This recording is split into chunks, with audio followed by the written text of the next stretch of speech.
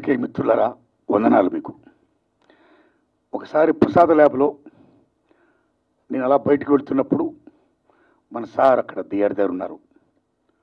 Final mixing theatre దగ్గర ఉన్నారు. ఆయన వారు కనపడిన వెంటనే విశేష వెంటనే ఆ మహానుభావుడు ఇప్పుడు ఏం చేస్తారు సినిమా పలానా సినిమా అన్న విశాఖ ఉక్కు ఆంధ్ర హక్కు ప్లాన్ చేసుకుంటున్నా సార్ అని చెప్పా. ఆయన ఒక మాట అన్నారు, నారాయణమూర్తి గారు మీ సినిమాలు సక్సెసా ఫెయిల్యూరా పక్కన పెట్టండి, మీరు చేసే ప్రతి అటెంప్ట్ కూడా ఒక అచీవ్మెంట్, మీకు ఎప్పుడు ఏ సహకారం కావాలని చేస్తాను అని ఆ మహానుభావుడు నేను అడగకుండా ఎంతో సహాయ సహకారం అందించాడండి. ఆయనకి నాకు ఏ అబ్లిగేషన్ లేదండి, కేవలం నా పట్ల నా సినిమా పట్ల ఆయనకున్న అభిమానం. అందులో భాగంగా అయ్యా నేను యూనివర్సిటీ పేపర్ లీక్ అని ఎడ్యుకేషన్ సినిమా తీస్తున్నాను, దయించి మీరు చూడాలి, చూడటమే కాదు మీకు ఏమాత్రం నచ్చినా దయించి ప్రమోట్ చేసి నా సినిమా ప్రజలకు రీచ్ అయ్యేటట్టుగా హెల్ప్ చేయాలి అని నేను విజ్ఞప్తి చేయడం, నా విజ్ఞప్తిని మన్నించి ఆయన అమూల్యమైన టైం కూడా నా కోసం వెచ్చించి నా సినిమాను చూసి ఈవేళ నా సినిమా గురించి ఆయన మాట్లాడుతున్నారంటే ఆయన నా హృదయపూర్వకంగా ధన్యవాదాలు చెప్తున్నాను. Thanks a lot sir. ప్లీజ్. ఆయన ప్రేమతో చెప్తున్నారు కానీ యాక్చువల్గా ఆ రోజు నేను ఆయన కలిసినప్పుడు అంటే ఎప్పటి నుంచో నేను భీమవరంలో సినిమాలో రాకముందు నుంచి, ఎందుకంటే ఆయనది 32 సినిమాల ప్రయాణం, అదేమి చిన్న ప్రయాణం కాదు. నేను ఎందుకు ఆ మాట చెప్పానంటే ఆయన సినిమా ఆడటం ఆడకపోవటం అనేది తీసి పక్కన పెట్టి ఆయన వన్ మ్యాన్ ఆర్మీ. ఆయన దాంట్లో రాజు ఆయనే, సైన్యాధిపతి ఆయనే, సైనికుడు ఆయనే, అన్నీ ఆయనే. సో ఒక్క మనిషి సినిమా ఆలోచన పుట్టడం దగ్గర నుంచి దాని ఎగ్జిక్యూషను, దాని తాలూకు రిలీజ్ వరకు సినిమాని తీసుకెళ్ళి జనం ముందుకి థియేటర్లో సినిమాని ఒకే ఒక వ్యక్తి ఇంత ప్రయత్నం చేస్తున్నారంటే అది కూడా ఖచ్చితంగా ఏదో ఒక కారణం ఉండి తీరాలి సినిమాకి, దానికి ఖచ్చితంగా ఏదో ఒక ప్రయోజనం ఉండి తీరాలి. ఒక మాట మనం ఖచ్చితంగా మాట్లాడాలి, ఆ మాట వినపడాలి. అంటే నొక్కబడే గొంతుల గురించి మాట్లాడడానికి ఒక గొంతు ఉంది, ఆ గొంతు అందరికీ వినపడాలి. అది మనకు నచ్చచ్చు, నచ్చకపోవచ్చు, దాంతో మనం ఏకీభవించవచ్చు, ఏకీభవించకపోవచ్చు, కానీ వాళ్ళు మాట్లాడాల్సిన అవసరం ఉంది, అది మనం వినాల్సిన అవసరం కూడా ఉంది. లేకపోతే ఏం జరుగుతుందంటే ప్రపంచంలో ఏకపక్ష ధోరణి అనేది రావటం మూలంగా రాబోయే జనరేషన్స్ చాలా సంకుచితంగా తయారైపోతారు.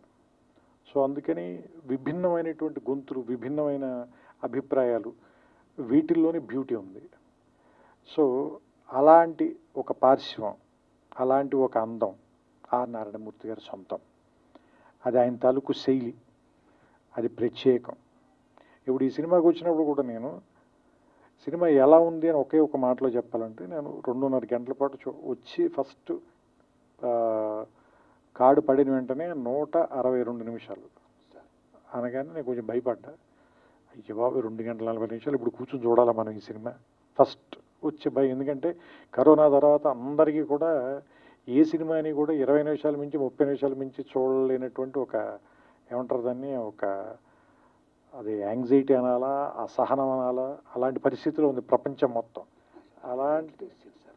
అలాంటి సినిమాని 2 గంటల సినిమా 2 hours ఇప్పుడు నేను చూసింది, 2 గంటల సినిమా చూస్తే క్షమించాలి సమయం తప్పుగా చెప్పా. 2 గంటల సినిమా చూసినప్పుడు నాకు చాలా ఫాస్ట్గా పరిగెత్తి వెళ్ళిపోయింది, సినిమా అయిపోయింది. దాంతో విషయం, ఇందులో ఉన్న విషయం పేపర్ లీకులు,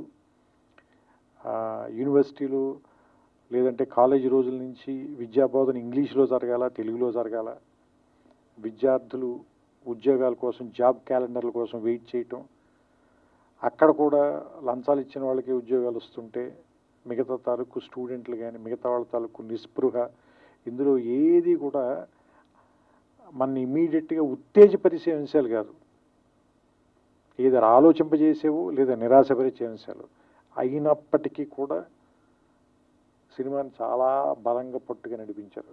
నేను అనుకోవటం అది మీ సిన్సియారిటీని అనుకుంటున్నాను. కేవలం మీ సిన్సియారిటీ మూలంగానే మనకి లోపల ఏదైనా ఒక లాంగ్వేజ్ వచ్చే లోపే మీ సిన్సియారిటీ దాన్ని ఏం మాట అనలేకపోతున్నాం.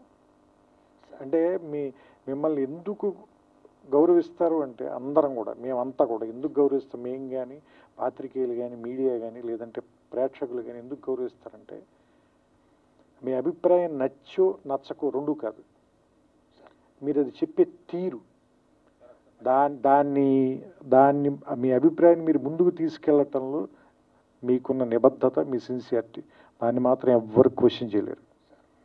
అది మాత్రం మీ సొంతం. అలాంటి వాటి కోసమే నేను ఇప్పుడు వచ్చి మీ పక్కన నుంచున్నాను. కేవలం ఏంటంటే మీ నిబద్ధత నచ్చే దానికి గౌరవం ఇచ్చే. ఎందుకంటే ఇంతలా రాజీ పడకుండా బతకటం అందరి వల్ల సాధ్యం కాదు, నా వల్ల కూడా. నేను చాలాసార్లు రాజీ పడ్డాను నేను. సో అందుకని ఏంటంటే ఇలా రాజీ పడకుండా బతకటం అందరి వల్ల అవ్వదు, కొంత జెలసీ కూడా ఉంది నాకు. అలా బతకడం అంత తేలిక కాదు. సో అందుకని ఆయన పక్కన నిలబడి ఆయన నా అమూల్యమైన సమయం అన్నారు, కానీ ఆయన తన సమయాన్ని వెచ్చిచ్చి నాకు సినిమా చూపించినందుకు, ఈ సినిమా గురించి నన్ను మాట్లాడమని నాకు అవకాశం కల్పించినందుకు నేను మనస్ఫూర్తిగా కృతజ్ఞతలు చెప్తున్నాను. ఈ సినిమా రేపు ఈ నెల ఆగస్టు 22వ తారీఖున రిలీజ్ అవుతుంది. దీన్ని థియేటర్లో చూడండి. ఇలాంటి సినిమాలు ఎందుకు బతకాలి అంటే ఆర్ నారాయణమూర్తి గారు మరిన్ని సినిమాలు ఇంకా తీయాలి. ఎందుకంటే అర్ధరాత్రి స్వతంత్రం నాకు తెలుసు, ఒరే రిక్షా నాకు తెలుసు, చాలా సూపర్ హిట్లు కొట్టారు మీరు. You're super star in your own way. So ఇప్పుడు కూడా చెప్తున్నాం కదా, ఆ స్టార్ ప్రెజెన్స్ అయితే ఉంది. మీకు తెలుసో తెలీదో, మేము ఒక సినిమాలో క్యారెక్టర్కి మిమ్మల్ని అనుకున్నాం, కానీ నాకు ఎవరు ఏం చెప్పారంటే ఆయన చేయరని చెప్పారు. ఎందుకంటే మీరు రెమ్యూనరేషన్ ఆఫర్ చేసైతే ఆర్ నారాయణమూర్తి గారిని కొనలేరు అన్న.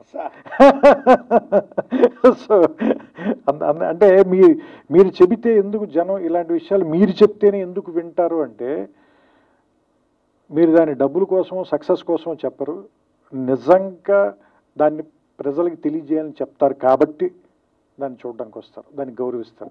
ఇప్పుడు నేను కూడా 2 గంటల పాటు నేను ఎందుకు గౌరవించి చూసి ఇక్కడికి వచ్చి మాట్లాడుతున్నానంటే దానికోసమే. సో ఈ సినిమా ఆడాలి. మీరు ఖచ్చితంగా నెక్స్ట్ సినిమా ఇంకా చాలా ఏమంటారు దాన్ని, కొంచెం ఎక్కువ డబ్బులు ఖర్చు పెట్టి ఇంకా మంచి ప్రొడక్షన్ వాల్యూస్తో తీయటానికి అవకాశం కలిగేలాంటి డబ్బులు ఈ సినిమా మీకు ఇవ్వాలని, అలాంటి సక్సెస్ వస్తుందని నేను కోరుకుంటూ, ఎస్పెషల్ ఇందులో నాకు ఆ గద్దర్ గారి పాట కూడా బాగా నచ్చింది. అది గద్దర్ గారు రాశారు, మీరు చెప్పిన తర్వాత నాకు ఇంకా ఆనందం వేసింది, ఎందుకంటే నాకు ఇష్టమైన రచయిత ఆయన.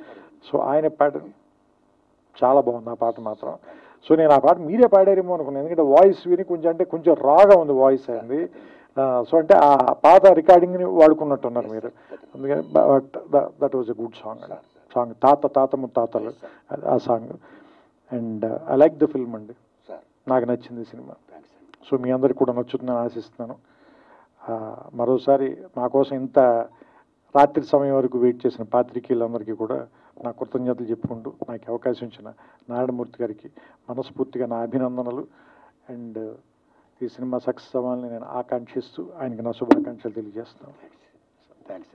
అయ్యో మీరు అలా అనకూడదు. Thank you sir, thank you all, thank you అండి.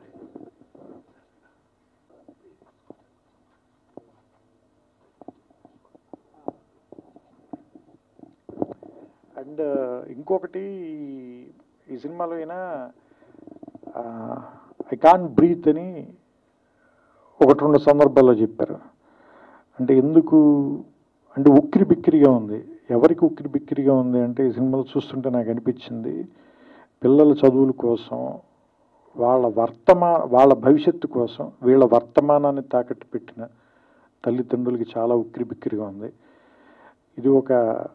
దీని విష సంస్కృతి అనాలా, లేదంటే ఇది మనం దేని వెనకాల పరిగెడుతున్నాం, చదువు వల్ల వచ్చే సక్సెస్ వెనకాల, లేదా నిజంగా జ్ఞానం వెనకాల పరిగెడుతుంటే ఇంత డబ్బులు విసిరేసి ఎందుకు పరిగెత్తాలి మనం? ఆ క్వశ్చన్ అయితే మాత్రం వచ్చింది సార్. సో అంటే యాక్చువల్గా జ్ఞానం మనకి ఆనందాన్ని ఇవ్వాలి, ఇంత నొప్పి ఎందుకు ఇస్తుంది, ఇంత బాధను ఎందుకు ఇస్తుంది, మన కన్న వాళ్ళకి ఇంత కష్టాన్ని ఎందుకు ఇస్తుంది? ఎందుకంటే నేను కూడా ఇంజనీరింగ్లో ర్యాంక్ వచ్చి, బట్ అది ప్రైవేట్ కాలేజీలో వచ్చింది నా ర్యాంక్, 3000 చిల్లర ఎంత ర్యాంక్ వచ్చింది. మా ఫాదర్కి మేము 4 పిల్లలం, ఆయన నేను చదివించలేను అన్నాడు.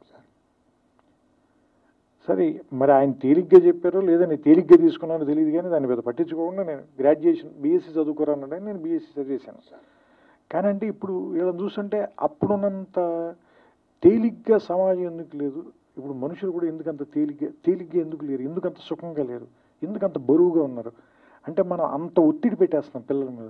ఇందులో పెట్టారు చూసారా, నువ్వు అన్నం కలుపుకునే టైంలో పుస్తకం చదివితే బెటర్ కదా అని చెప్పి మదరు ముద్ద తిను, నువ్వు చదువుకో, అన్నం మాత్రం నేను కలిపి పెడతాను, అంత ఒత్తిడి ఎందుకు పెట్టేస్తున్నారు పిల్లల మీద. అంటే వాళ్ళ భవిష్యత్తు గురించి వీళ్ళు ఎందుకు ఎంత వీళ్ళ వర్తమానాన్ని తాకట్టు పెట్టేస్తున్నారు. ఆ పాయింట్ ఒకటి బాగా నచ్చింది నాకు ఈ సినిమా, అదొకటి చెప్పాలనిపించింది, అందుకని మళ్ళీ తీసుకున్నాను. Thank you. పాత్రికేయ మిత్రులారా, త్రివిక్రమ్ శ్రీనివాస్ గారు నా విజ్ఞప్తిని మన్నించి వారు రావడం, నా సినిమా చూడడమే కాదు ఆయన మెచ్చుకోవడం, చాలా మంచి సినిమా తీసుకున్న నారాయణమూర్తిని మళ్ళా అభినందించడం, ఇది కేవలం విద్యార్థులే కాదు, తల్లిదండ్రులే కాదు, ఉపాధ్యాయులు మొత్తం అందరూ కూడా చూడదగ్గ మంచి సినిమా తీసావని ఆయన ఇలా చెప్తుంటే నాకు చాలా ఆనందం ఉందండి. వారికి హృదయపూర్వకంగా ధన్యవాదాలు చెప్తున్నాను సార్. ఈ సినిమా ఈ నెల ఆగస్టు 22వ తారీఖుని రిలీజ్ చేస్తున్నానండి. ఓ ప్రేక్షక దేవుళ్ళరా మీరు చూడండి. నా చిత్రం ఏమాత్రం బాగున్నా సరే 10 మంది చెప్పండి, ఆదరించండి. నేను ఇంకా ఇలా చిత్రాలు తీయడానికి నాకు శక్తిని ప్రసాదించండి. వందనాలు మీకు. Thanks a lot.